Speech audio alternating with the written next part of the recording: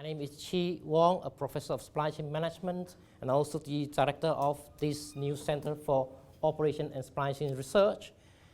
Today, I'm going to launch and introduce you to the center.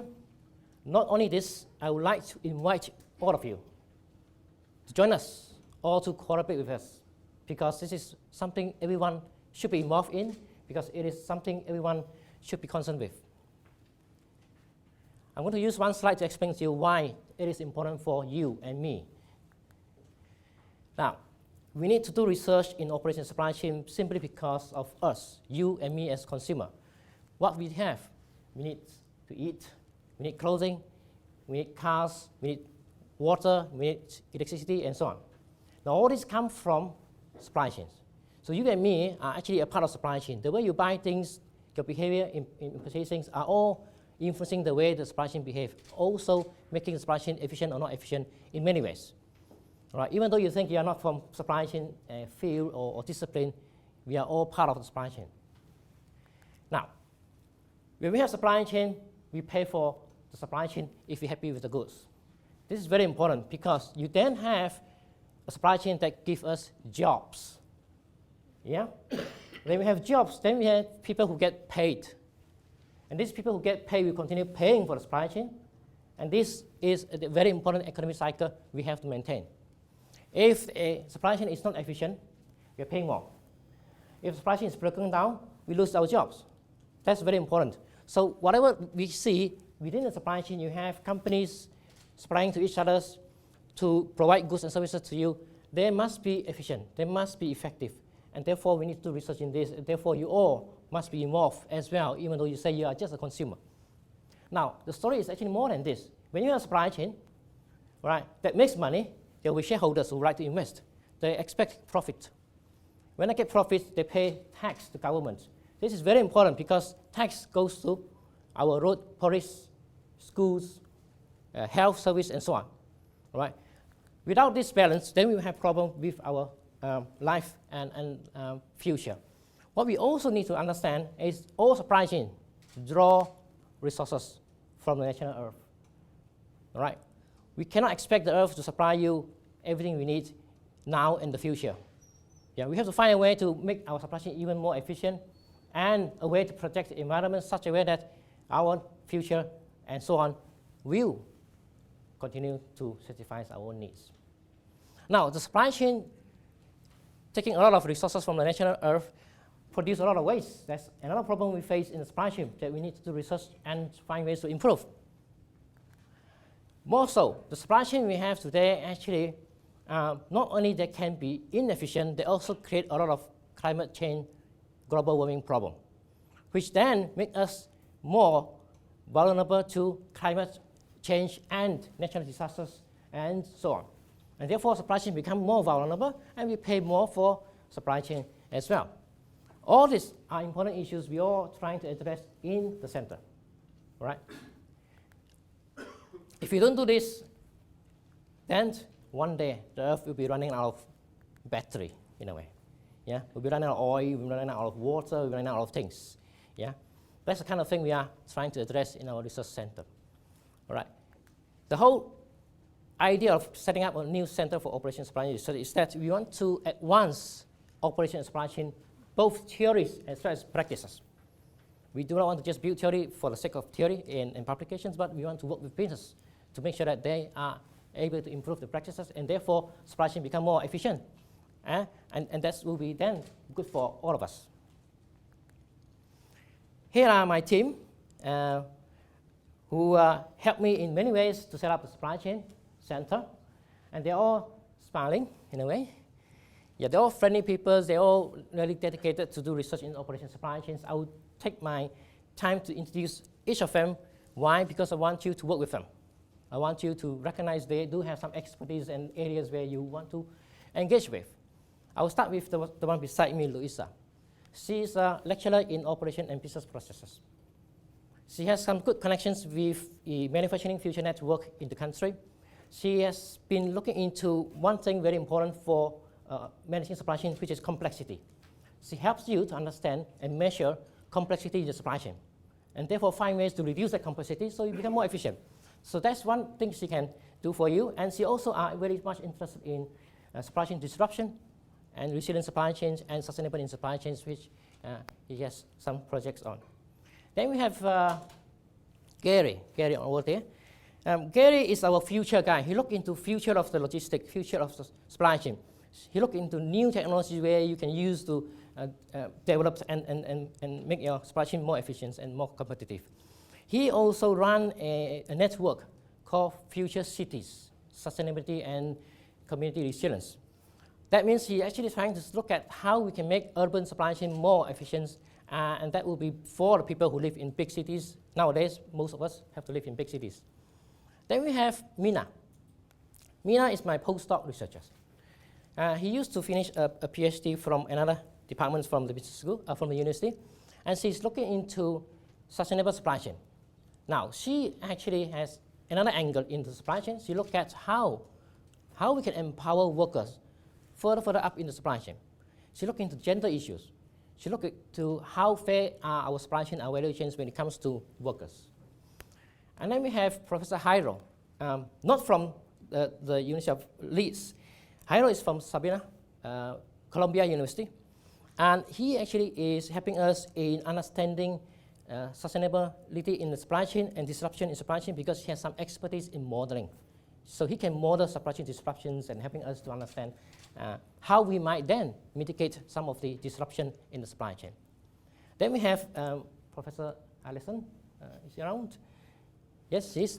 Now, here is a flavor for you to understand why we have a team which are multidisciplinary, because Alison is from our engineering faculty. We need people for engineering because they look into supply chain from different perspectives. They look into extended enterprise. They look into how companies can design not only process but also supply chain as well as products at the same time. And they, in a way, Alison and Alan work together to develop tools for us to be able to understand and find out ways to mitigate some of the supply chain risk you face, as well as to improve the way you manage your supply chain. And then we have Elcio Tachicaba, a quite strange name you find. He's from Spain. He's working with us on sustainable supply chain from different angles. Now, we all remember the horse meat scandal. No one understands exactly what the supply chains look like. No one understands exactly who make the horse meat somewhere in the supply chain. It is actually happening somewhere in the second, third, fourth tier in supply chain. And Tesco has been accused of not able to understand their own supply chain. Now, we are looking at these issues right now because this is a big problem for many supply chain, many companies. How you manage your second, third, fourth tier supply chain, how you know where they are, what they do, how you make sure that they are actually complying with your requirement and so on. Now, Elcio and myself are doing a research in this area to make sure that companies extend their ability to manage the supply chain beyond the first tier. Then we have Anne from the School of Earth and Environment, as an institute called Sustainable Research Institute. She has many experience with National Research Institutes, and she joined us some years ago. She looked into another issues in supply chain, which is the use of standards, private standards especially. If you look at some of the products you buy from the supermarket, you wouldn't understand what they are because there are this label which looks green, which looks nice, Tesco Nature Choice. You wouldn't know how sustainable they are. The other issues we face is a lot of companies set up this kind of standards. They have to have a way to govern, to manage the suppliers out there. So she actually looked into some of these issues and found out ways in which you can use those standards and how you have a way to find out different new mechanisms to manage and control your supply chain using those standards. Then we have Tom. Tom has been with us for many years from the business school. Tom is an expert in modeling and quantifying a problem in the supply chain. So he used computer simulations and so on in his research. Tom is also known for productivity. He is a fellow of Association in Productivity. He is also the core editor for a journal called International Journal of Productivity and Performance Management. So he studied how companies can achieve better performance and productivity, especially from innovation perspective, how companies may innovate in different ways, especially in the management innovation part of it, and how they can actually bring about better performance in organization as well as in a network. Now, Tom, together with Nikki, also has some specific tools and techniques to analyze network. network of social relationship, network of supplier and customer relationship, for you to actually understand how this relationship, network of relationship can, in fact, affect the performance of your company. All right, back to me then. I've been working with companies, ABB, Lego, and many other companies for many years before I came back to the academia. Now, my point of view when it comes to academic research is let's start from the business. Let's start from the practice. Let's start from the problem, and let's do something about it. I've been doing a lot of research in information sharing, how companies can share information with suppliers and customers, how they can collaborate, how they can improve the supply chain, and so on. I also look into sustainable supply chain nowadays as one of the most important topics we see nowadays in the supply chain research. So these are us. And my goal is to double this number in the next 2 to 3 years to be able to include some of you to be part of the research center, because this is not enough to create critical mass and to actually improve the way we do research in our center. All right, I'll give you a brief of what we do so that you find ways maybe to work with us and join us. Basically, we want to advance operational supply chain research theories and practices. The academic research is the foundation because it gives us rigorous input into what works and what not. We are going to do this by working with policymakers, by working with businesses, by providing student education. So we provide knowledge to students, we provide knowledge and also ways to improve supply chain to businesses. We also provide input to policymakers so that they actually can control some of the government policies and so on to improve the way we manage the supply chain. I'm going to go through some of this, give you some flavor of some of this one by one. The kind of academic research we do. This is just a short list of many of things we do. We look into performance, we look into analyzing network and social network, we look into supply chain resilience and sustainability, we look into urban supply chains, and so on. I'll give you some flavor of some of these projects so you can actually imagine what we do in our center. Here is one research I'm leading. We actually try to figure out how a company can integrate best practices in environmental management to the suppliers and customers and the stakeholders. This is a very difficult topic because you can't force your suppliers to become green. You have to find ways to work with them in different manner. We have also a team of people from different countries to manage this. So we actually do a multi-country, multinational studies. This is our framework. We're trying to find best practices in all different areas, whether it's integration with suppliers, customers, internally, as well as with stakeholders. This is how you can participate in this project if you want, because we already have some company participated in this project, give us input and work with us together. That includes Coca-Cola enterprise in this country. We have another project. What we do is trying to model your supply chain or supply chain. What we do is trying to see if any of the disruption can be of danger to you. The question is your supply chain resilient or robust? You might know the answer. You might not know the answer because you don't understand some of the characteristics of your supply chain or your company. By doing so, we are going to map and find ways to understand how some of the disruption from external part of the supply chain can influence the performance, the true performance of your supply chain. We have a team of people doing this research. We even include our undergrad students to do research with us. That's the kind of research policies we have in our center. We have another research on resilience. This is a question we ask ourselves. A lot of companies realize the most efficient supply chain is also the supply chain which is most monocultural. If you go to the supermarket, you buy banana, you always find the same brand, always same types. That's because we realize that's the most efficient one. That's sometimes good, but in long term, they will be vulnerable to some diseases and some natural disasters. So that's the problem we face in the supply chain. Are we really resilient while we are trying to make our supply chain more sustainable? So we have a team of people from different universities, sponsored by White Rose. We are going to gather a group of people from academic practitioners like yourself to find out ways in which we can define and measure resilience in the supply chain. And we're going to find out ways even further to develop a new project and find ways to get funding from perhaps EU Horizon 2020. Here is another part of our research which looks quite different from typical supply chain research. We look at future cities, how cities should look like in the future. Now, a lot of us talk about in the future cities cannot be sustainable. I can give you one example from America, Los Angeles. They cannot produce energy, they have no water, but they consume a lot of water, energies, and other materials imported to the city. This is not sustainable. We're looking at ways in which we can make city more sustainable. So we are trying to map out what would the future city be look like. And we are trying to find out a way we can improve the life of ordinary people in the city. We are doing this research in a very different manner.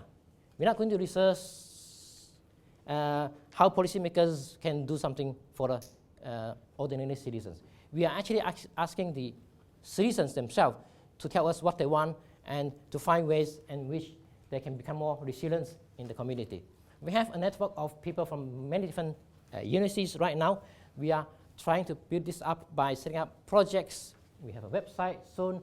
We have special issues to be published soon, focus on future cities. That's the work we are trying to achieve as of a very different kind of research in the center. Now, we also go for more traditional research in manufacturing. We want to be the future place to come to when you talk about your manufacturing strategy. So this is one of our projects where we look at manufacturing strategy globally. We have a network of 20 top world-class business schools, different parts of the world.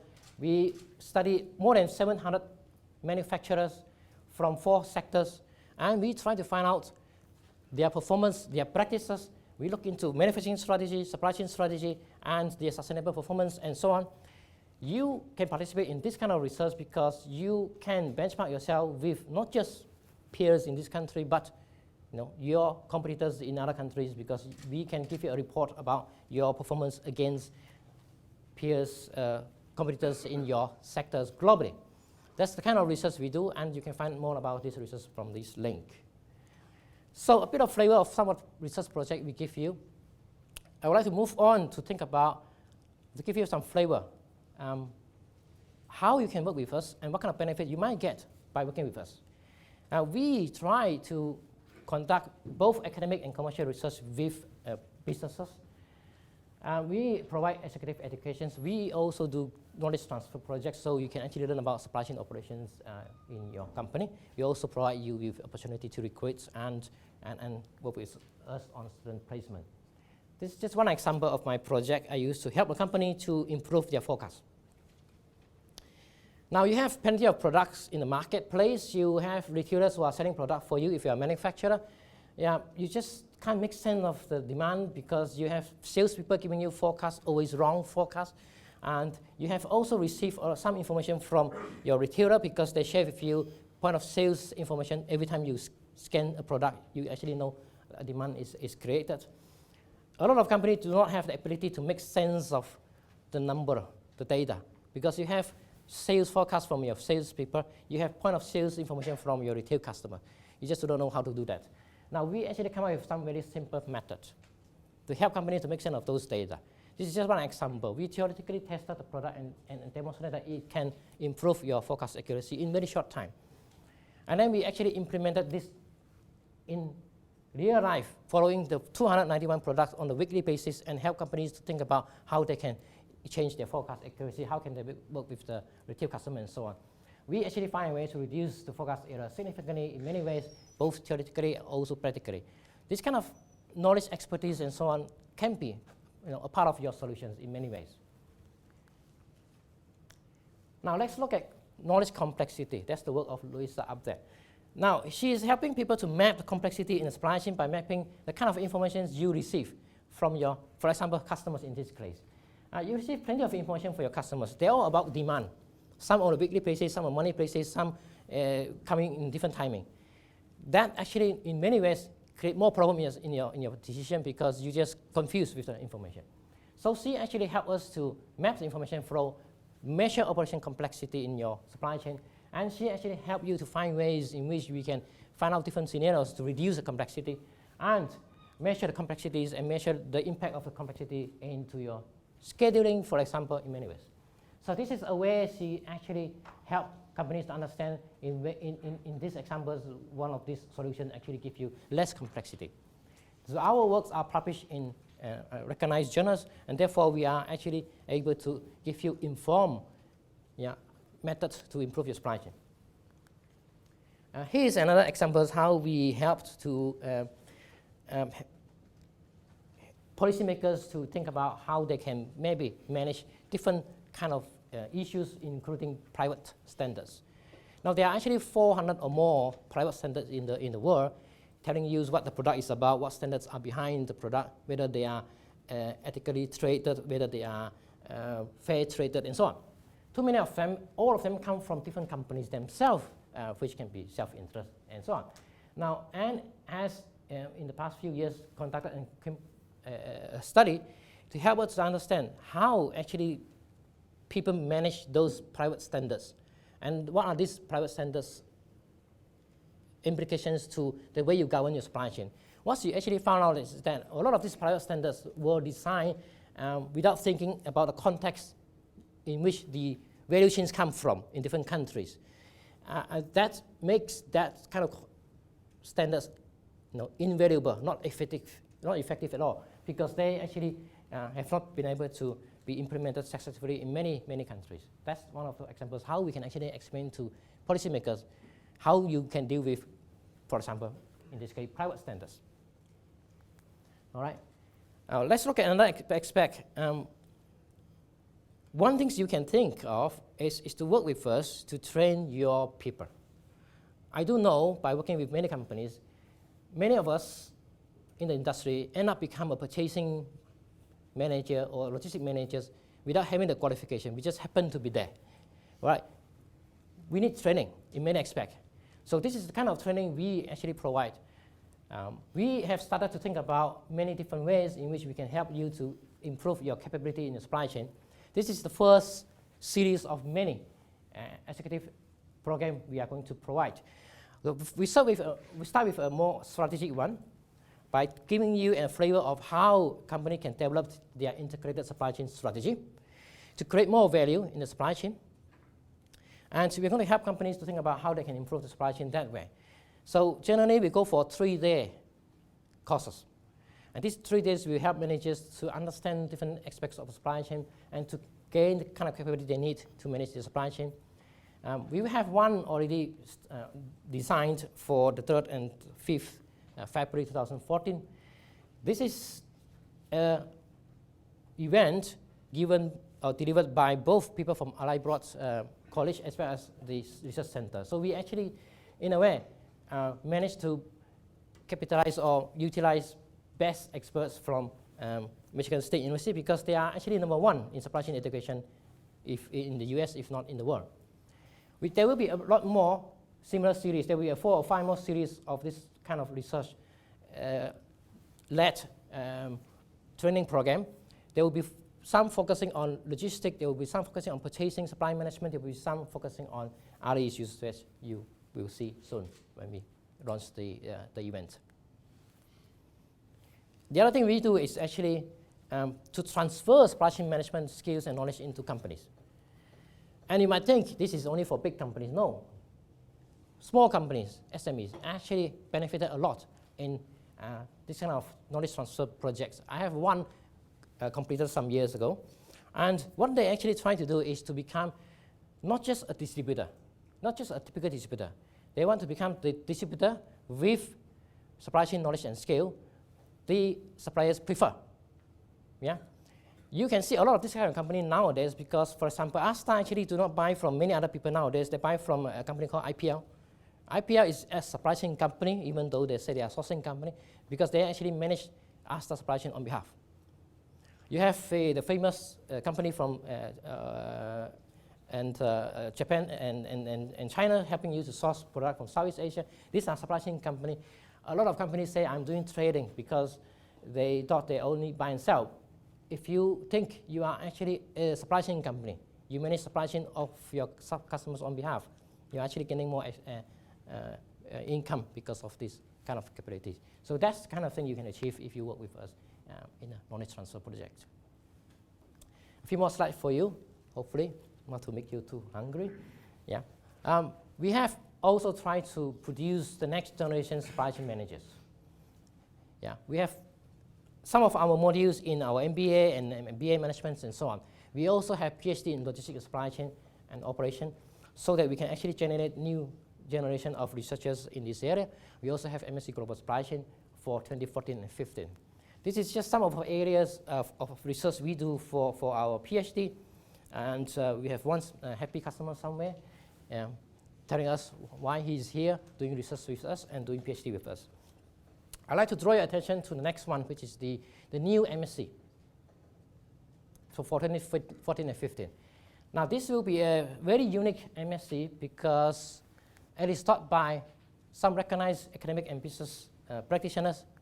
It is taught by 3 different parts of the universities. One is the management divisions, which helps our students to become a manager, an efficient manager. And we also draw our best researchers and teachers from the Center for International Business from the Leeds University. They are actually one of the top education providers for international business, and they give us 3 input into our program. And then the students will also learn about global supply chain, etc., from the center. This is going to be very important because in the future we do not want people who only want to know purchasing or only know logistics. We want people who know supply chain overall. We want people who know how to manage the global sourcing, global distributions, and global logistics. This is the kind of graduates we are trying to create in our MSc. Now what you can do with us is to help us to develop and build up this MSc because they are supply new graduates to you. So we want people who give us perhaps sponsorship for our scholarship to attract more students, best students we can attract. Case studies, you have good case studies, work with us to deliver case studies to our students, or work with us to enable to us to have student placement. That's what you can help us to do. If you want to know more about the center, we have been trying very hard to make sure that you can access to a lot of new knowledge and new materials from the centers as much as possible. So we actually include a lot of resources into our web page. So you can find some of the academic journals we publish. We can find books we publish. You can find also our presentation. Some of our presentation, including today's presentation, will be in our resources page. You can find in the future there will be briefing which help you to understand in a 2-page summary what kind of research we do, what kind of impacts we have, what you can take away from our research. This is the last slide. Thank you for your attention. And again, my invitation to all of you to join us, to prepare us, and to collaborate with us. Thank you very much.